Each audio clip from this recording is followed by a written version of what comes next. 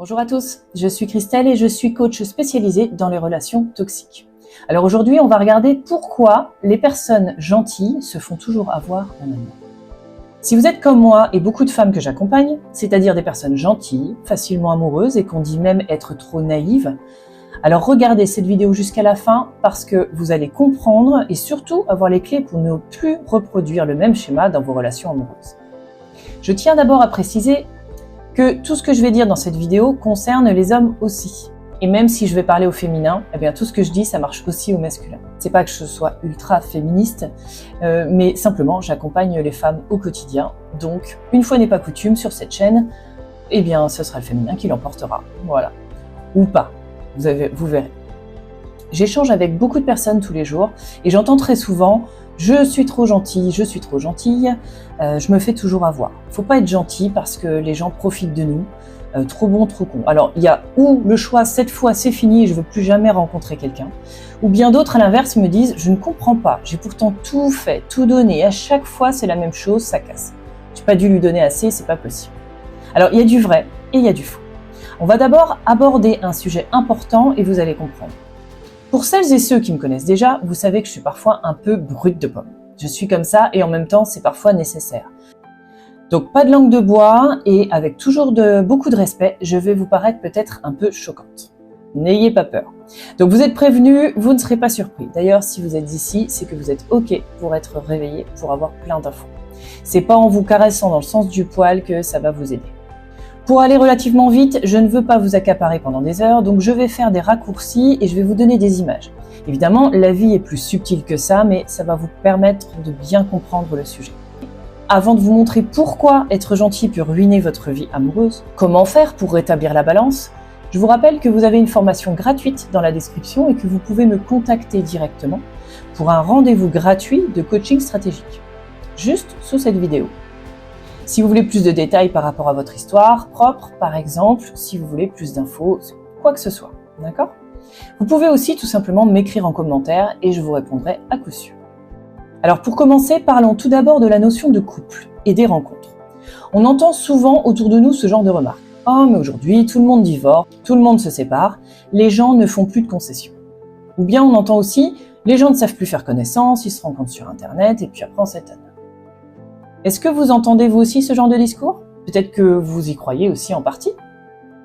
Alors, s'il est vrai que d'après l'INSEE, le nombre de mariages a diminué depuis les années 70, il est vrai aussi que le nombre de couples mariés ou pacsés, les deux confondus, ce nombre il est en augmentation depuis les années 2010 environ.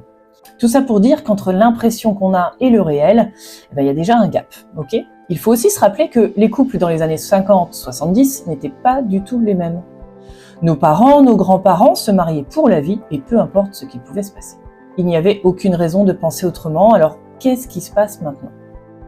Eh bien, de plus en plus de personnes comme vous se posent des questions et refusent de continuer dans une relation qui ne leur convient pas, tout simplement. Ok, mais ça ne répond pas encore à notre question initiale. Que ce soit sur Internet ou dans la vraie vie, comme on dit, et ça on le dira de moins en moins, ce qui se passe c'est que la majorité des personnes pensent encore comme dans les années 50, c'est-à-dire comme nos parents ou nos grands-parents, concernant le couple. Et pour une grande majorité des gens, ils ont raison, et c'est tout. Ils ne se remettent pas du tout en question. Du coup, dans leur couple, quand ils ont raison, soit l'autre suit, soit l'autre part, tout simplement. Ça paraît déjà très caricatural, mais c'est la vérité. Il y a au moins 90% des gens qui pensent tout savoir sur un couple, sur eux-mêmes, et il y a 5% qui se posent des questions, qui essayent de se comprendre, de comprendre les autres. Typiquement, des personnes comme vous qui regardez des vidéos YouTube comme vous le faites. Alors pourquoi ? Parce que la pensée dominante ne nous convient pas, alors on cherche ailleurs. Vous êtes des chercheurs, et un chercheur se remet en question pour évoluer toujours plus vers la vérité. 90% des gens vivent simplement leur vie, ne font pas ce travail de chercheur et ils avancent comme ça. Ils commencent vraiment leur expérience de vie, disons, entre 16 et 20 ans, et là ils sont encore, je dirais normaux, c'est-à-dire vierges de préjugés, même s'ils véhiculent quand même ceux de leur famille. Et donc du coup, des préjugés parfois plus ou moins déjà sains. Et plus ils avancent dans leur vie, plus ils cumulent des traumatismes. Des ruptures amoureuses, des divorces, on passe devant le juge, on vit parfois une garde alternée, sans compter les traumas professionnels qui laissent des traces elles aussi. Et vous arrivez alors sur le marché des célibataires qui regorge de ces 90% de la population qui vivent et restent dans leur vie et dans leurs préjugés. Et là, c'est la panique. Vous vous retrouvez dans un sacré foutoir, un vrai champ de mine. Les gens sont aigris, méfiants, ils sont dans le désespoir total, dans une détresse émotionnelle énorme. D'autant plus sur les sites de rencontres. Qu'ils soient à l'époque sur les journaux papier ou aujourd'hui sur les sites internet, sur le net, eh bien c'est la même chose. Vous ne trouvez pas les meilleurs profils. Alors oui, on peut dire aujourd'hui que la majorité des gens que vous allez rencontrer, soit 90% d'entre eux, sont des gens qui ne sont pas équilibrés, qui n'ont pas résolu leur trauma et qui ne cherchent pas à le faire. Il faudrait travailler sur soi alors ? Bon, perso, je n'aime pas du tout ce mot « travailler sur soi » parce que le mot « travail » vient du mot latin « labeur » et donc travailler c'est dur, c'est compliqué. Bon, ça voudrait dire que pour vivre heureux, il faut travailler dur, sur soi en plus. Et puis pourquoi ? Je suis comme je suis et on ne change pas. Alors travailler, non. Par contre, subir des expériences dans la vie qui ne nous conviennent pas, hors de question. D'où le fait de chercher comment faire autrement, comment vivre d'autres expériences. Il y a encore 50 ans, quand on se mettait en couple, c'était pour la vie. C'est-à-dire que nos parents et grands-parents étaient ensemble et ils n'avaient pas le choix. C'est-à-dire que nos parents et nos grands-parents étaient ensemble et ils le restaient. Ça ne posait pas la question. Que ça se passe bien ou pas, qu'on se tape dessus ou pas, on était obligé d'être ensemble, on ne se posait pas de questions. Aujourd'hui, on n'a plus envie de ça. Et si on met du temps à changer, c'est parce que inconsciemment, on a toujours cette musique dans la tête, c'est-à-dire un couple, c'est comme ça, on reste ensemble même si c'est difficile. Pourtant, beaucoup de personnes comme vous sont appelées par une force puissante et refusent cette forme de couple. Sauf qu'il reste les 90% de gens qui ne cherchent pas, qui ne se posent pas la question de ce qui est bon pour eux ou pas. Leur schéma c'est « Viens dans mon univers, accepte de vivre comme moi, sinon barre-toi ». J'ai raison, je sais qu'un couple c'est comme ça, rejoins ma façon de penser ou pas. Et vous le savez, chaque être humain sur Terre pense toujours avoir raison. Ou finalement pense que l'autre pense comme lui. Et ce n'est pas ce genre de relation que vous voulez. Parce que chez les chercheurs, c'est complètement différent. Vous pensez avoir raison, mais vous pensez aussi que l'autre a raison. Alors vous cherchez le compromis entre les deux. Donc quand vous rencontrez une personne qui fait partie de cette grande majorité, qui dit « moi j'ai raison, donc tu me rejoins ou tu pars », bah forcément ça coince. Et je vous explique pourquoi juste après. Dans la grande majorité des couples, encore aujourd'hui, on retrouve un dominant et un dominé. On est typiquement dans le cas où l'un a raison et l'autre doit suivre. Et ça, que le dominant soit un homme ou une femme. Ça marche vraiment dans les deux sens. Alors, commence la bataille entre les sexes opposés. Les hommes sont tous les mêmes, les femmes sont sournoises, voilà. Et j'en entends beaucoup des deux côtés. Mais il n'y a pas de différence, en fait. On est tous dans le même bateau. Alors, si vous cumulez les relations toxiques ou même simplement les relations qui se terminent par un échec à chaque fois, c'est très certainement parce que vous tombez dans ce schéma de dominant-dominé. Et ce n'est pas forcément ce dont vous avez envie. Alors, je ne parle pas forcément de ces couples où il y a de la violence vraiment intense, où il y a un des deux qui vraiment se comporte comme du temps de l'esclavage. Non, juste tous ces couples où il y a un décalage, tout simplement. Alors clairement, comment on reconnaît ce décalage ? Est-ce que vous avez souvent l'impression que c'est vous qui faites le plus d'efforts dans le couple ? Est-ce que c'est vous qui engagez toujours la discussion pour arranger les conflits ? Est-ce que c'est vous qui devez le plus souvent céder, faire le plus souvent les tâches les moins intéressantes ? Ou du moins que vous fassiez toujours les mêmes tâches? Est-ce que vous avez l'impression de devoir supporter l'autre trop souvent? Est-ce que vous sentez que c'est déséquilibré? Que l'autre ne s'investit pas autant que vous le souhaitez?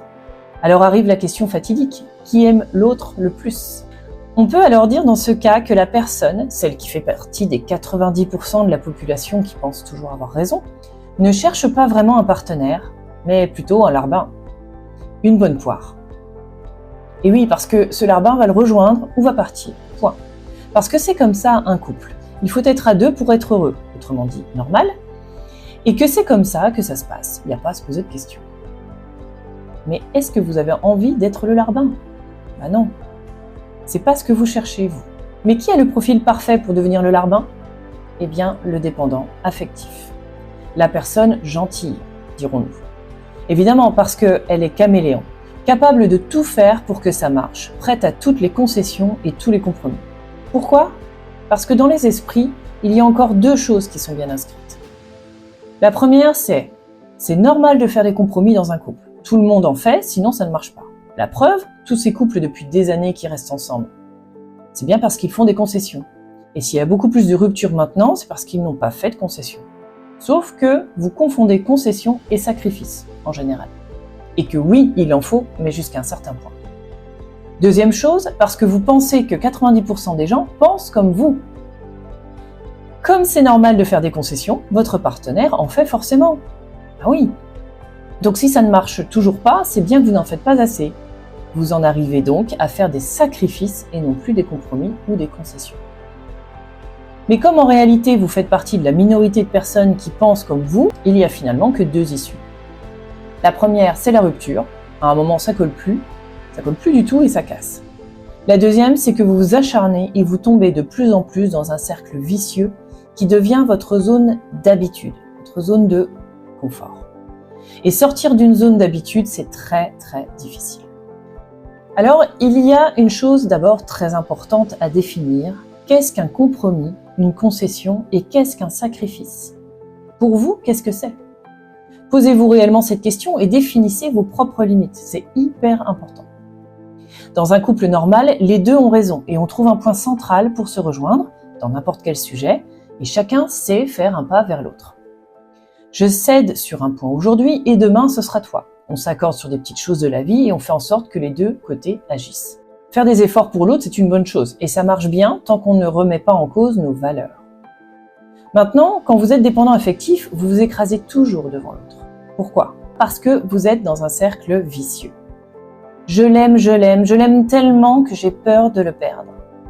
Il est tellement incroyable, beau, intelligent, et je tombe si peu souvent amoureuse, je ne veux pas le perdre. J'ai tellement peur que je n'ai pas d'autre choix que de m'adapter, faire le caméléon, et de plier à tous ses désirs, aimer tout ce qu'il aime. Et je vais tout supporter au quotidien. Deuxième étape, je contiens, et je vais bientôt exploser. Et oui, parce que à force de prendre sur moi, de retenir ce qui ne me plaît pas, eh bien je cumule mes frustrations, mes incompréhensions, parce que, rappelez-vous, je pense que l'autre pense comme moi. Alors forcément, il fait des concessions, mais je ne les vois pas, et je les ressens pas. Et du coup, je suis comme une cocotte minute. Je cumule. Troisième étape, à force de trop de pression, eh bien j'explose. J'ai tellement tout accepté que ça pète. L'autre ne comprend même pas ce qui se passe. Alors ça bouscule le couple, évidemment. En face, il ne comprend pas et c'est la dispute. J'argumente et il me persuade que c'est juste moi qui ne vais pas bien, je suis fatiguée ou encore autre chose. Il ne voit pas le problème, il fait comme d'habitude, ce qui est finalement normal. Je valide ma croyance qu'il faut faire des efforts pour que ça marche, puisque je suis sûre que lui aussi en fait, c'est impossible autrement. Et lui, il valide la sienne, soit elle suit, soit elle part. Alors si ça ne va pas entre nous, eh bien on arrête. Et bim, quatrième étape, j'ai peur de le perdre. Et je l'aime tellement, retour à la case départ. Je fais le caméléon et je m'adapte. Je me calme, je suis désolée, je l'aime, je m'adapte. Et je suis.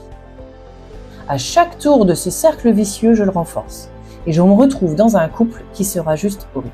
Et encore, je ne parle pas de relations toxiques comme on l'entend officiellement, même si pour moi, la toxicité, elle commence ici.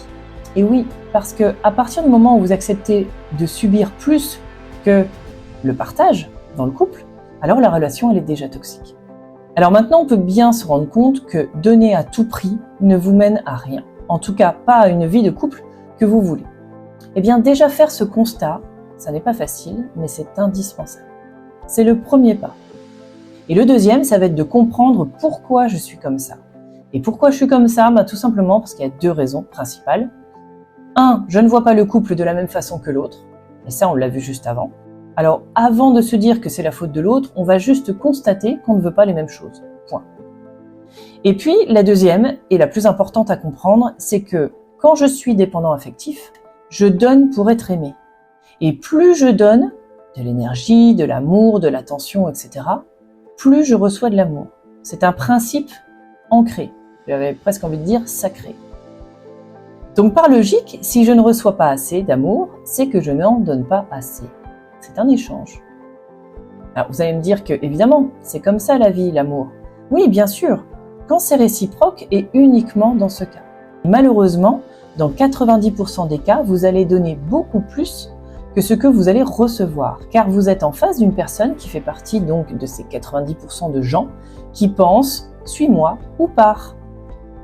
Donc vous faites tout pour rejoindre son monde, les compromis, les concessions, les sacrifices même, et vous n'aurez même pas son respect. Vous serez son larva. On n'aime pas une personne qui se sacrifie pour nous. On ne fait que l'utiliser, c'est tout. Alors maintenant, il y a une chose à regarder. Comment ça se passe dans ma relation?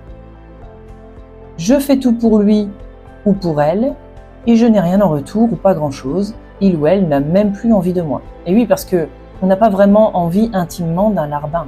Ce n'est pas de l'amour. Quand vous donnez tout ce que vous pouvez à une personne qui veut juste se servir de vous, c'est ce qui se passe. Soit je fais tout ça et la relation se terminera tôt ou tard, ou alors ça continuera, mais l'autre ira voir ailleurs et continuera à vous utiliser. Alors un jour, on comprend ça et on réalise que ce n'est pas ce qu'on veut vivre. On réalise même que ce schéma s'est déjà réalisé plusieurs fois, voire depuis toujours. Alors pas de panique, vous n'êtes pas seul. J'ai aussi vécu ça pendant des années. Bon, du coup, on s'en aperçoit, on arrête. On arrête les concessions, les compromis et surtout les sacrifices. Alors, on s'entend bien, on arrête à un certain niveau. Ben oui, parce que sinon on devient cette majorité qui dit « rejoins-moi » ou « pars ». C'est tout. Non, on arrête d'être trop gentil, on reste courtois, dans l'écoute, on suit nos valeurs de partage et d'échange, de recherche de solutions, mais en posant des limites, tout simplement. Et là, comme par magie, tout se met en place. Soit la relation cesse car on vous dit que ça ne marche plus entre vous, on n'est pas connecté, l'autre va vous sortir tout un tas d'explications bizarres, évidemment sans se remettre en question. Bref, la relation s'arrête. Pas de panique parce que franchement, c'est tant mieux. Tant mieux parce que c'est pas ce que vous voulez. C'est même la meilleure chose qui vous soit arrivée. Vous êtes maintenant informé, vous ne referez pas la même erreur. Soit il ou elle fait les efforts attendus et vous commencez à trouver le point neutre entre vous. Alors ça arrive, mais entre nous, c'est rare. Parce que qu'on soit homme ou femme, notre ego en prend un gros coup. Ne vous attardez pas à vouloir changer l'autre, ses croyances, à vouloir le réveiller, c'est perdu d'avance. Soit il ou elle a un éclair de génie et se rend compte tout de suite, soit pas. C'est pas la peine d'attendre des semaines et des mois pour voir le changement. La rupture est une expérience pour se réveiller. Donc en imposant votre respect, vous lui donnez aussi l'opportunité de se réveiller et de réfléchir et de devenir un chercheur. Il n'y a pas 36 solutions. La clé réside dans le respect de vous-même, finalement. Vous allez alors pouvoir maintenant chercher la personne qui vous convient. Celle qui fait partie de cette minorité d'éveillés, celle qui fait partie des gens qui veulent se rejoindre en un point neutre. Il vous suffit d'une personne, c'est tout. C'est juste qu'elle fait partie des 5%. C'est simplement une personne qui a la même intelligence émotionnelle que vous. Finalement, c'est d'abord bien se connaître. Quand on enlève l'attirance physique, le besoin de sécurité physique ou financier que l'autre peut dégager, c'est cette intelligence commune qu'on doit aller chercher. De quoi j'ai besoin et de quoi l'autre a besoin. J'ai besoin d'écoute, de compréhension, de respect mutuel, de recherche de solutions ensemble, et tout ça de façon donc réciproque. Je ne parle pas de chercher la perfection chez l'autre, juste ce qui résonne en vous. C'est simple et en même temps, si vous ne savez pas ce dont vous avez besoin, vous partez à l'aventure, au petit bonheur la chance, et vous verrez bien. Sauf qu'en faisant comme ça, vous risquez de tâtonner encore longtemps. Alors, prenez le temps de regarder ce qui vous a plu et ce dont vous aviez besoin dans ces relations qui n'ont pas marché pour commencer la liste de ce que vous voulez vivre et ne pas vivre. Ensuite, vous mettez en application et surtout, vous posez vos limites dans la relation dès les premiers temps. Vous abordez alors ensemble les sujets importants et vous verrez tout de suite si vous vous rejoignez ou pas. Si cette vidéo vous parle et que vous voulez aller plus loin sur le sujet de la dépendance affective, parce que oui, il y a encore d'autres choses à dire à ce sujet, dites-le moi en commentaire. Si vous n'avez pas aimé aussi, mettez-le en commentaire. Partagez vos expériences, vos prises de conscience, vos questions, tout ça, ça m'intéresse aussi, donc partagez en commentaire. Vous verrez, on se sent plus fort quand on est moins seul. On est tellement nombreux finalement à vivre la même chose et il faut absolument qu'on partage. Ok ? Et d'autres vidéos sont encore à venir, donc abonnez-vous s'il vous plaît, ça me donnera aussi du baume au cœur et partagez aussi éventuellement d'autres sujets que vous voulez développer. Ce sera un grand plaisir de le faire pour vous. N'oubliez pas de cliquer sur la cloche pour être averti et je vous dis à très bientôt. Bye bye!